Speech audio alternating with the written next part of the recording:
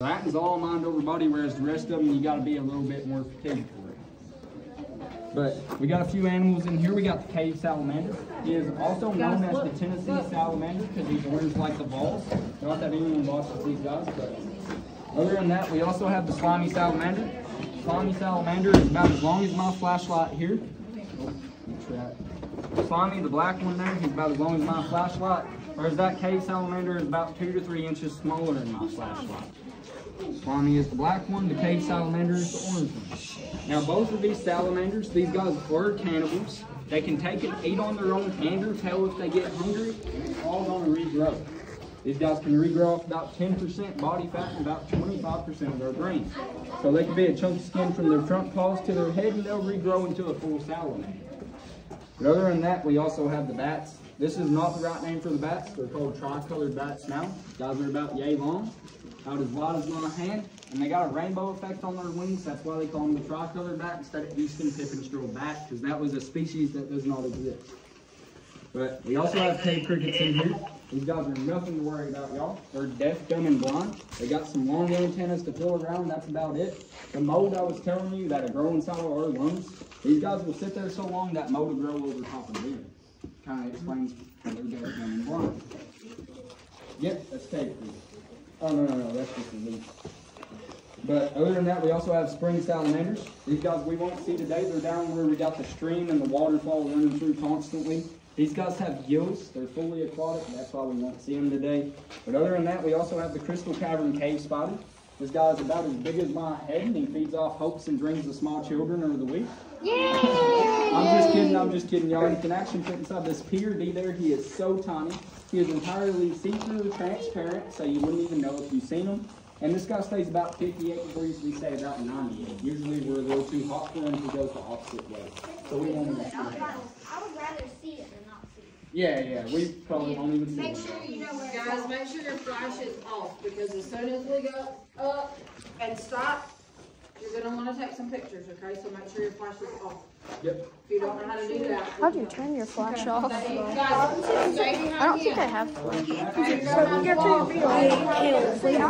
Later, you want to watch it to me? I'm just going to take pictures. I'm doing a video this whole time. I'm going to take pictures. You can take pictures for your flash. Yes. You just can't touch the little guys. They're breathe through this. You'll have to, guys, you'll have to take a picture and then move on. Take a picture, move on. Ew. Ew, he's so cool, man. You gotta do this. Right. It's not. Mine is bigger. He's cute. Right. He's cute. I'm gonna eat it. Those guys will get as long as my flashlight. And if you're supposed to eat one of those, it'd be like a whole spill in your mouth. Yeah. You're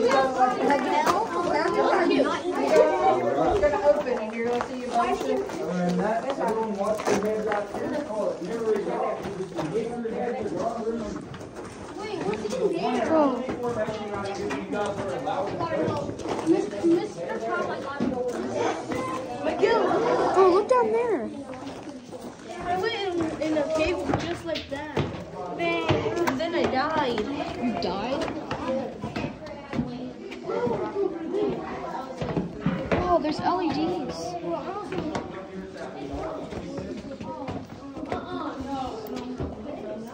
Whoa. It's cool in here.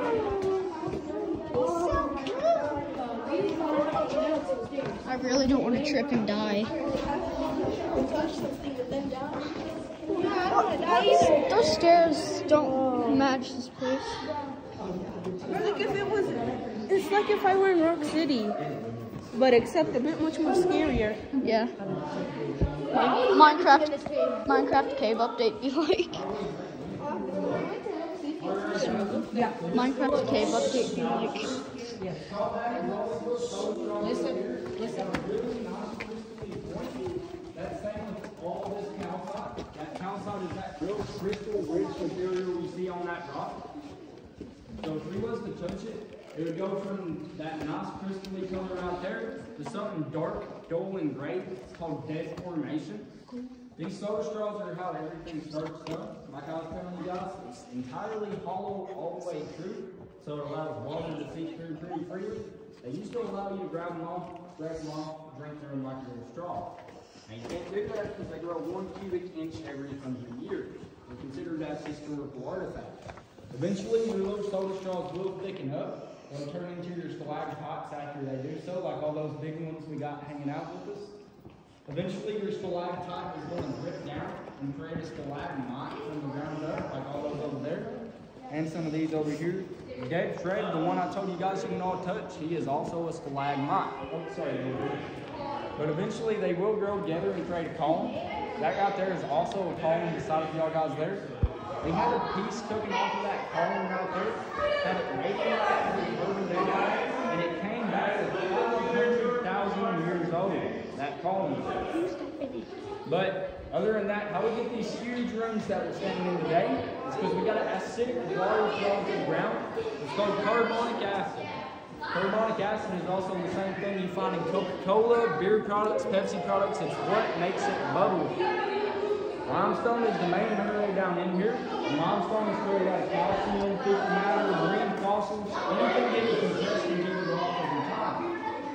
Calcium is the same thing that makes up your teeth and bones. Carbonic acid is the same thing in Coca-Cola. So if you put the two together, you're going to get a really big cavity. That's what we're standing in here today. One really big cavity. That's the best way I know how to explain it. I'm not a geologist. We got a few working here. They gave me about 6 mile-long names. I said, "Ears, please." This is what they gave me, so this is the same. It's just carbonic acid and calcium. Other than that, we're going to walk up this pathway here. Mariana, you'll stay behind him. Don't fall through there. Tyler, you stay behind him.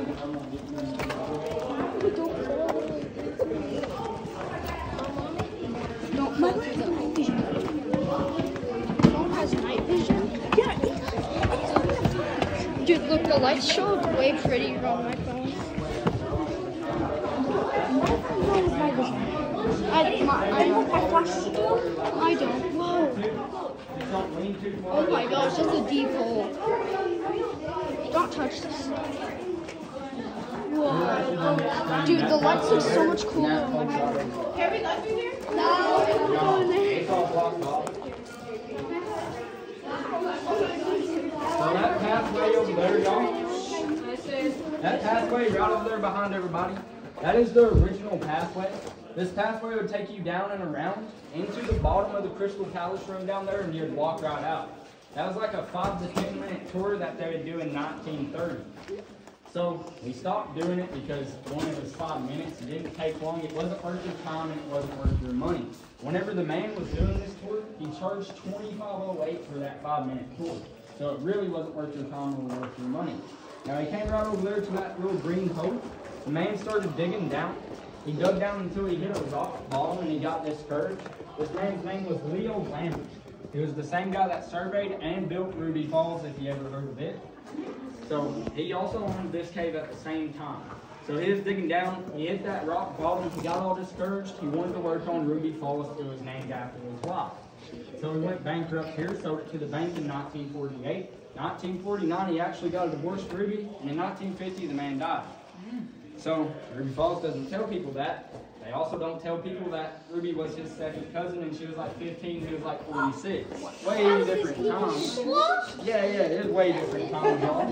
Might be a good reason why they got a divorce, y'all. They were family. 2 brothers named the Smith brothers came in here in the 50s. These guys came through this same hole, but instead of going down, they went up and through. There's a hole about yay big in there, y'all. These men had to push through using a method we call the push and pull method. The push and pull method, you spread your feet like a duck.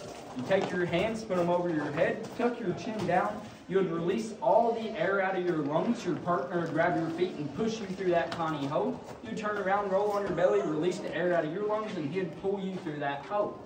This method is now banned today, because if you're stuck in a hole about yay big and you cough, sneeze, hiccup, breathe too hard, let off a little fart even, it's going to crack your rib and there ain't much hope from there.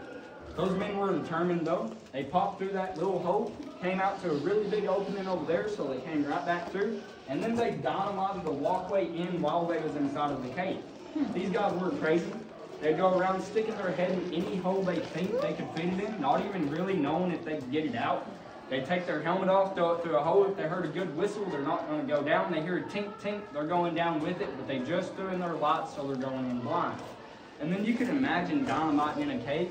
That dude down there talking was really, really loud just a second ago. Imagine a stick of dynamite going off on him.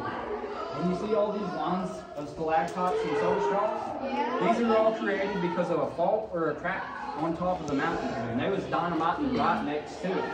I wouldn't imagine doing this. Guys, it's just crazy. If you want to keep on walking, we'll come on down through here. Guys, y'all gonna have to get behind the other. It gets a little skinnier. Red, hail, hey, hail.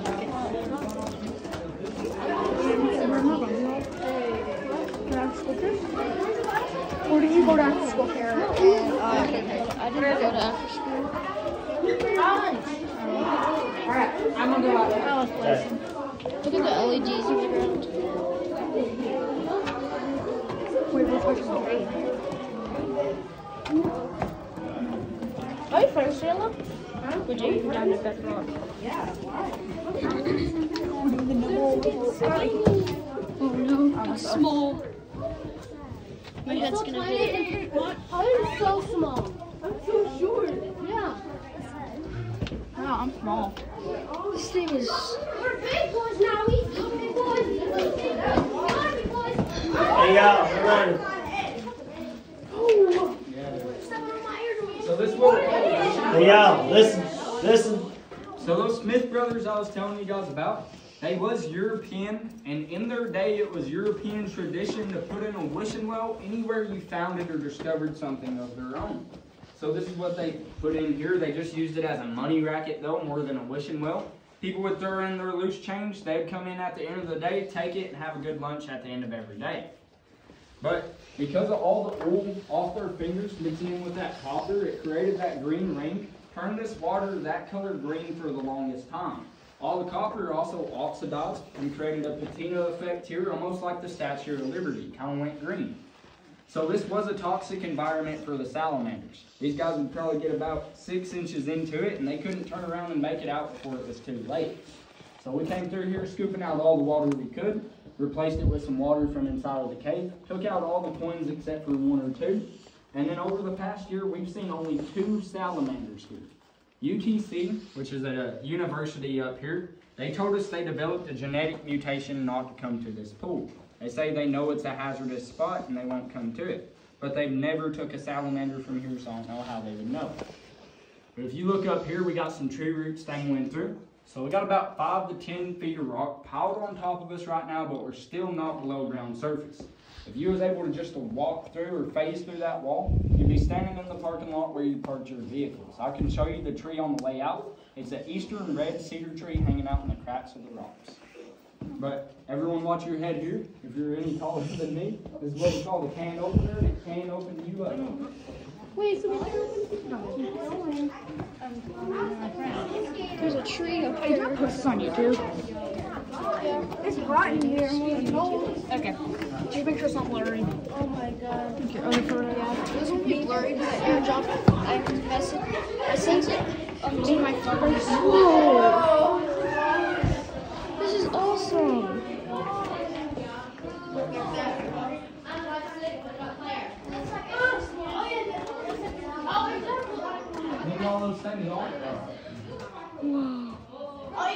It's prop rock. There's a small hole.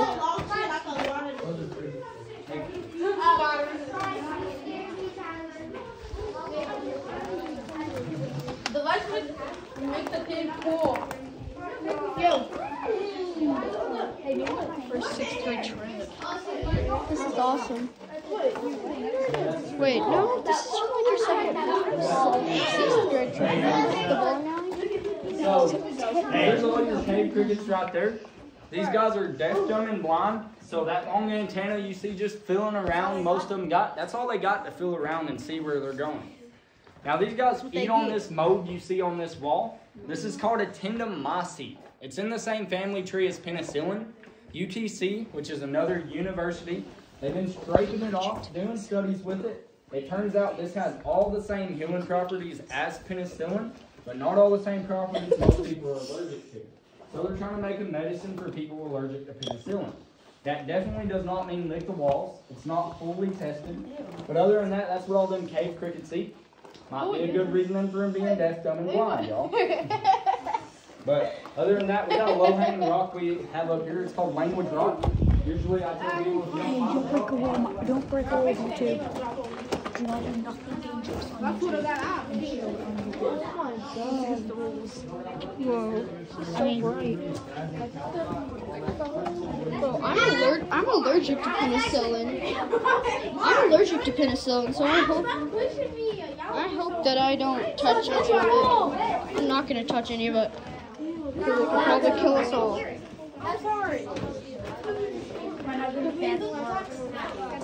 It's gonna ruin the walls. Oh my god. That white stuff looks like snow. yeah, that's that crystal rich water I was telling you guys. Just make up everything in the cave. Touch it again, I gotta kick you out of here, kid. I'm sorry. I got something I call baseball in here. Got 3 strikes and you're out. What happened?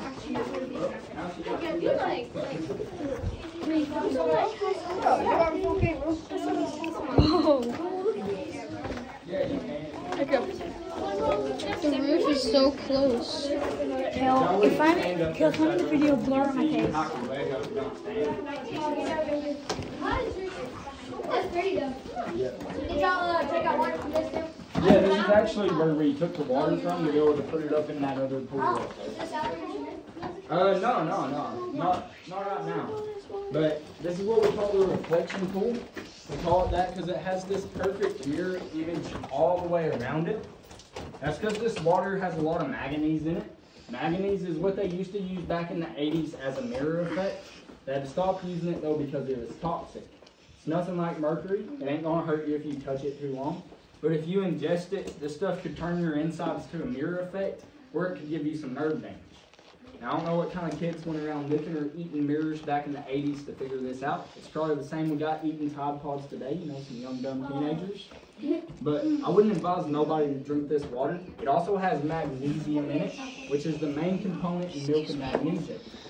1 cup of this water equals 5 cups of milk and magnesium. So if you was to drink this, needless to say, you would have a crappy time. Definitely do not drink it. You'll leave a few man-made stalagmites behind y'all. But we can turn off all the lights here if y'all guys are comfortable with that. We can experience total darkness. You can only find total darkness in 3 places. That's in a cave, in a mine, and at the bottom of the sea, like the King Bob. You guys all good with that? Yes. All right. Just in time. All right. So 3. Hey, no, phones off, lights off.